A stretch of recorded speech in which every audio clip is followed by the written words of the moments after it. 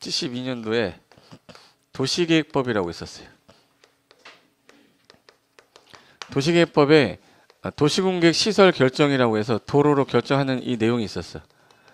결정에 대한 근거 규정입니다. 결정에 대한 근거 규정 여기다가 해놓고 결정이 되고 나서 이제 보상 규정은 없었는데 우리나라에서 1970년대는 산업화 과정이었잖아.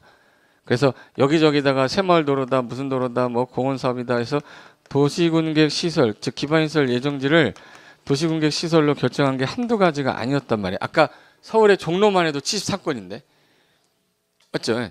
그러면 돈이 많은 시는 설치를 했겠죠.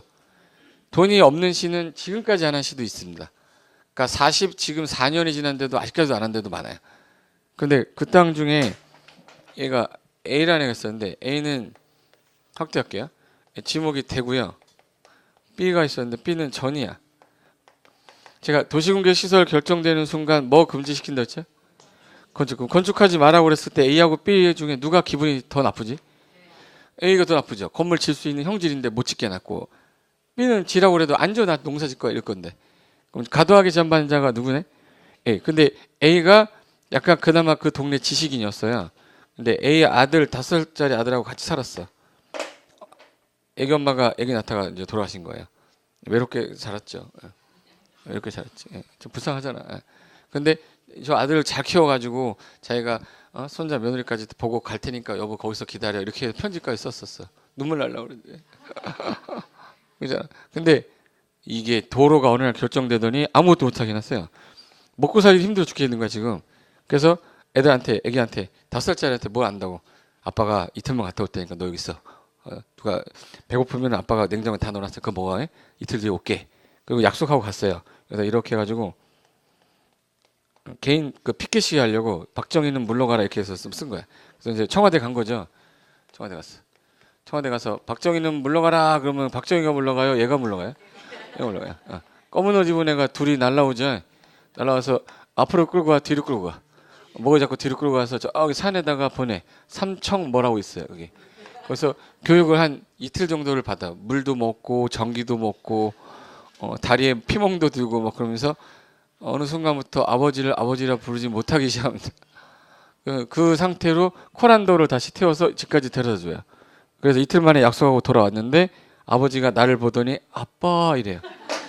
애가 그거를 보면서 이제 이를 악물고 공부를 시작한 겁니다. 내가 대한민국 이 부조리한 나라에서 대한민국을 올바르게 할 거야. 그래서 서울대 법대까지 간 거야.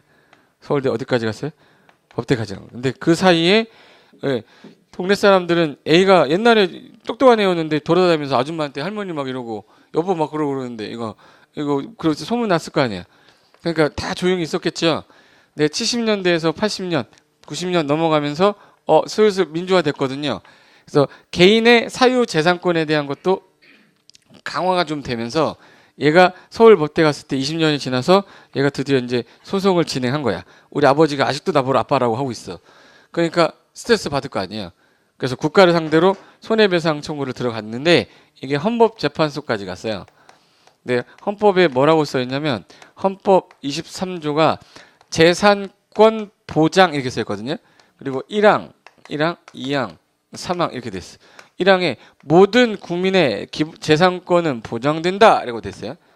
그리고 재산권의 침해 등을 할 경우에는 법률에 근거하여야 된다. 그 재산 제한에 따른 정당한 보상은 반드시 하여야 한다라고 돼 있어 헌법에. 근데 우리나라 헌법에 우리나라에서 가장 센 법이 무슨 법이에요? 헌법이야. 헌법에 만약에 합치되지 않으면 우린 두 가지 그러는데 불합치 판결이 있고요. 위헌 판결이라고 있어요. 헌법에 위배된다.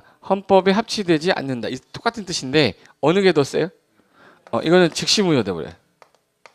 위헌 판결 받는 즉시 무효돼 버리는데 불합치는 한참 뒤 무효됩니다. 한참 뒤 무효 이거 무슨 뜻이냐면 혹시 노무현 대통령이 예전에 수도권 이전한다고 그랬는데 대통령이 되고 나서 이전을 못 하셨거든요. 왜 수도권이 이전하면 수도권에 있던 사람들이 싫어하거든. 수도권이 충청도권으로 가면 내 땅값, 내 건물값 다 떨어지잖아. 2,500만, 대한민국 2,500만이 수도권 사는데 2,500만이 안 좋아했잖아요.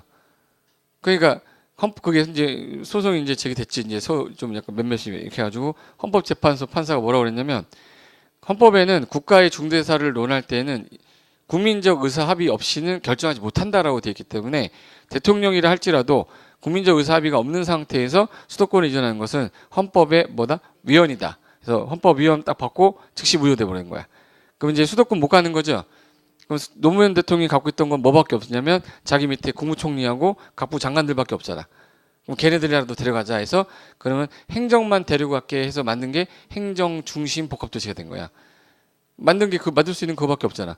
그래서 이제 행정중심 복합도시를 세종시라고 칭하고 이제 개발을 한 건데 가만히 보니까 이게 즉시 무효되는데 여기서 이거 헌법재판소에서 얘네들 말을 들어줬을 거냐. 그래서 1999년도에요. 1999년도에 9명 중에서 5명이 있고 4명이 있는데 5명이 얘네 손을 들어준 거야. 그럼 누가 이겼다는 얘기네? 얘네가 이겼다는 얘기야.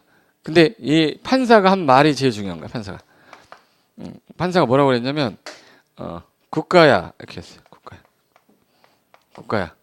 너는 1972년도 산업화 과정에서 필요 불가결하게 발생하는 도시공백 시설에 대한 결정은 도시계획법에 근거한 규정을 갖고 있기 때문에 헌법에서 추구하는 근거 규정을 달고 있어서 합헌인데 그걸 10년씩이나 몇 년씩이나?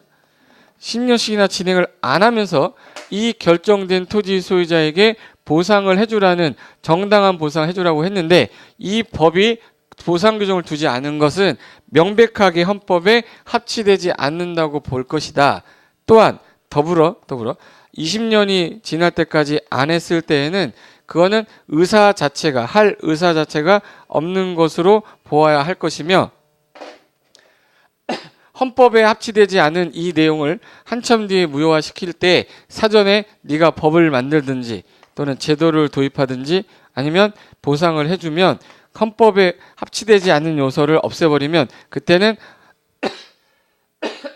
헌법에 합치된 것으로 보겠다. 그래서 땅땅땅 때린 거예요. 결론은 1972년도에는 돈이 있었어요, 없었어요? 그러니까 보상을 좀 못 든 거잖아. 근데 이제 와서 보상을 하려니까 지금 돈이 있어, 없어요? 죄송합니다. 돈도 없고 법 만들려니까 시간 걸리고 그러면 어쩔 수 없다. 제도를 하나 만들자. 그러면 이한테 몇 년씩이나 아까 안 했을 때 너무하다고? 그러면 얘한테 야 이거 사달라고 해. 너 사달라고 해. 사달라고 하는 게 무서워지? 그럼 매수 청구해. 개나 소나 다 하면 안 되죠.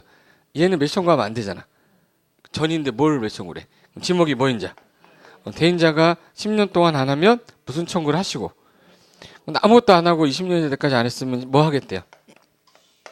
실효시킬 테니까 없애버릴 테니까 합시다. 그리고 요 제도를 도입한 거예요. 요 2000년 7월 1일부터 실시된 게 요 매수 청구야. 예. 그럼 이제 헌법에 무슨 판결 받았어요? 그래서 매수 청구 제도가 들어왔으니까 합치가 된 거죠. 그래서 이제 불합치 판결이 이제 문제 합치가 된 거기 때문에 아직까지 결정된 게 남아 있는 거야. 근데 이게 위헌 판결 받았잖아요. 전국에 있는 거 다 없어지는 거야. 예. 즉시 무효되니까. 그러니까 헌법재판소는 좀 약간 위험하니까 무슨 판결을 못 때린 거야? 위헌 판결을 못 때린 거야. 그래서 나온 게 장기간이 몇 년이죠? 집행했어요? 집행하지 않았어요? 미집행 무슨 부지예요? 도시군계획 시설부지에 무슨 청구? 매청구. 그래서 4번 타이틀이 장기 미집행 도시군계획 시설부지 매청구 이렇게 된 거야. 이해됐어요? 그 밑에 매청구 제도의 재정 취지 있죠? 제가 지금 판례로 나왔던 걸 제가 정리를 너무 잘했어요. 내가 읽고 내가 감동받았어. 울었어요. 예. 이거 한번 꼭 읽으시면 지금 제가 위헌 판결하고 왜 불합치 판결이 다르냐 그거 설명해 놓은 거고 그래서 이게 매수청구 도입했다라는 거 알면 외우기가 되게 쉬워요. 그래서 까먹을까 봐 한번 써놓은 거니까 꼭 한번 읽어보시고 법조문은 어디서부터냐면 158페이지부터입니다. 158페이지 거기 쌍가로 2번 매수청구 사유 있죠. 여기서부터가 이제 매수청구 관련된 절차니까 잠깐 쉬었다가 매수청구 사유 한번 정리 한번 해볼게요. 네.